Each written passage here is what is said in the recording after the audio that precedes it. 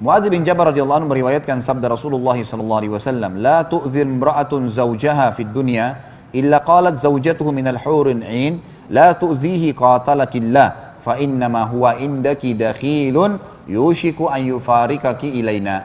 Sebelum saya baca terjemahan, ibu-ibu jangan tersinggung dengan hadis ini, ya. Jadi fahami dengan keimanan. Karena memang ini sabda Nabi SAW. Saya bilang tadi kehidupan di akhirat adalah poligami. Dan di dunia setiap istri disuruh menjadikan suaminya sebagai penyebab masuk surga. Ada seorang ibu telepon saya kemarin. Dia berkata, "Ustaz, saya mau bertanya sesuatu yang penting." Baik, silakan. Kebetulan saya lagi ada waktu lowong.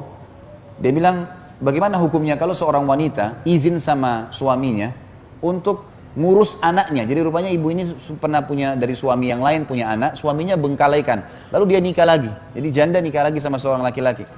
Maka anak-anaknya ini tinggal bersama ibunya. Kemudian dia lihat anaknya ini nggak ada yang urus, tinggal sama ibunya, nggak terurus, ayahnya juga nggak peduli. Maka dia pamit sama suaminya, minta mau lihat anak-anak itu. Diizinkanlah 2 minggu. Dia bilang, "Saya izinkan 2 minggu, Ustaz. Tapi setelah saya pergi ke kampung saya itu, ke kota saya itu, kemudian saya urus anak saya, sekarang sudah sampai setahun. Saya nggak pulang-pulang," gitu kan. Maka suaminya marah gitu. Apakah sekarang istrinya berdosa atau istri boleh nggak lebih memilih anaknya daripada suaminya? Bagaimana jawabannya? Saya bilang yang pertama, setelah tutup telepon dari saya, telepon suaminya minta maaf. Itu dulu pertama. Telepon, minta maaf, kenapa melanggar sampai setahun? 2 minggu, nggak bisa lebih daripada itu. Jangankan anaknya ibu, orang tuanya ibu, ayahnya ibu, ibunya ibu sendiri. Kalau suami izinkan 2 minggu lalu menahan, suami bilang nggak bisa, tidak boleh secara syar'i.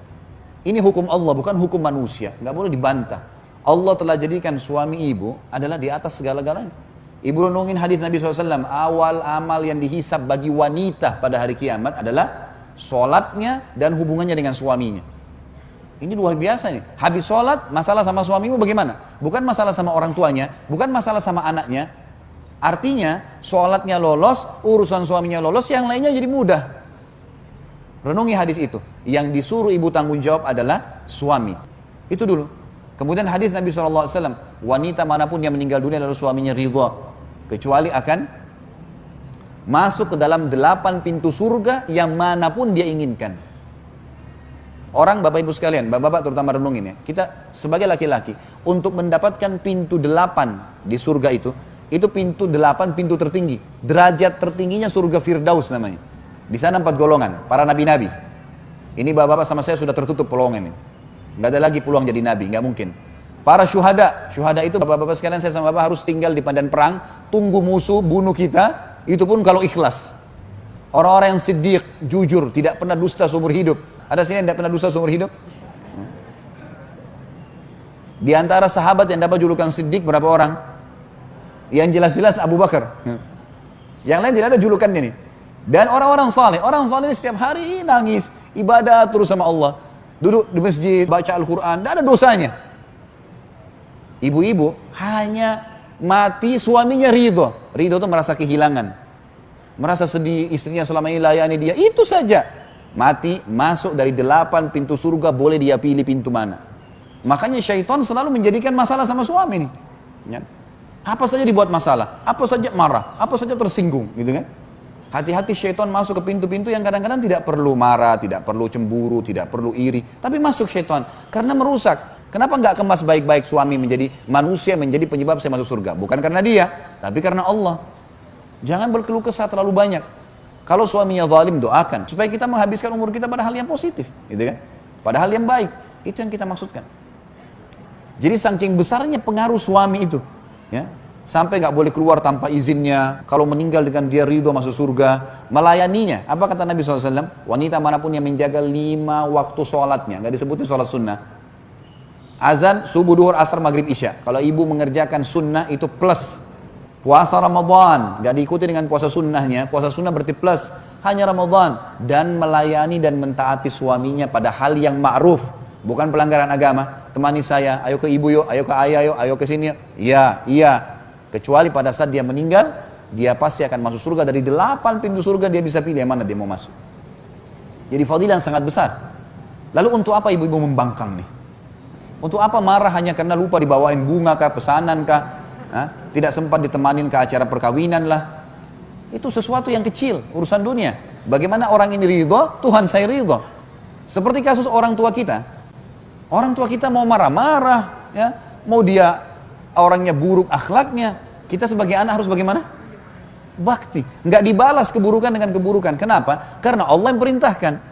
Jangan balas kebodohan dengan kebodohan. Keterpurukan akhlak dengan keterpurukan akhlak, ini salah. Gitu kan? Orang tua kita bagaimana kita harus buat baik. Kenapa? Karena Allah yang memerintahkan dan Allah gantungkan pahala yang besar situ. Sama kasus rumah tangga. Sama kasus rumah tangga. Tentu ini berlaku juga pada suami. Misalnya kata Nabi SAW, janganlah seorang suami yang mukmin, ya, membenci istrinya yang mukminah. Karena kalau dia tidak menyukai satu perilaku, dia masih bisa mendapatkan perilaku-perilaku yang lain yang baik. Artinya saling toleransi, saling memaafkan. Yang penting pelanggarannya bukan masalah nusyur, bukan masalah pembangkangan terhadap hukum Allah Subhanahu wa taala. Ibu-ibu sekalian, hati-hati sabda Nabi SAW yang seperti ini. Ada bidadari di surga bisa mendoakan ibu keburukan. Ini hadisnya, saya bilang tadi jangan tersinggung. Harus difahami dengan keimanan. Kata Nabi SAW, tidaklah seorang wanita atau istri menyakiti suami di dunia. Wanita manapun yang memalingkan wajahnya dari suaminya karena merasa lebih hebat, lebih pintar, lebih kaya, kecuali dia akan dilaknat oleh malaikat sampai suaminya ridho. Dan siapapun wanita yang membuat suaminya murka, marah, maka yang di langit Allah akan murka padanya. Bayangkan dihubungkan sama Allah, Allah murka padanya sampai suaminya ridho. Ya, memang hadisnya begitu. Di sini dikatakan tidak ada seorang wanita menyakiti suaminya di dunia melainkan istrinya dari bidadari. Di surga mengatakan, jangan kau menyakitinya, semoga Allah membinasakanmu.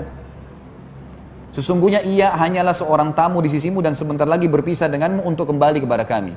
Bahasa ini sebenarnya adalah bahasa yang tegas dari Allah yang mengajarkan para bidadari agar semua istri dunia hati-hati. Karena yang menghubungkan hubungan kamu bisa masuk surga dari tangan suami adalah aku, kata Allah. Seperti itu bahasa pemahamannya ya. Sehingga jangan sampai kita keluar dari jalur itu. Abu Hurairah juga meriwayatkan hadis yang lain. Inna awwala zumratin yadkhuluna al-jannata ala suratil qamari lailatal badr wallati taliha ala adwa'i kawkabin durriyyin fis sama' likulli imri'in minhum zawjatan ithnatan yura mukhu suqihima min wara'il laham wa ma fil jannati a'zab. Rombongan pertama yang masuk surga, wajah mereka laksana bulan di malam bulan purnama, dan rombongan berikutnya wajah mereka laksana bintang yang bersinar paling terang di langit. Masing-masing orang mereka memiliki 2 orang istri yang isi betis keduanya terlihat dari balik dagingnya. Di surga tidak ada orang yang hidup membujang. Hadis ini menjelaskan kepada kita tentang adanya pasangan hidup di dunia akan bersama di akhirat. Punya makna banyak pendapat ulama. Yang pertama yang dimaksud dia memiliki 2 orang istri adalah kalau seorang laki-laki memiliki memang poligami di dunia, maka akan bersama dengan dia di akhirat selama memang sama-sama beriman.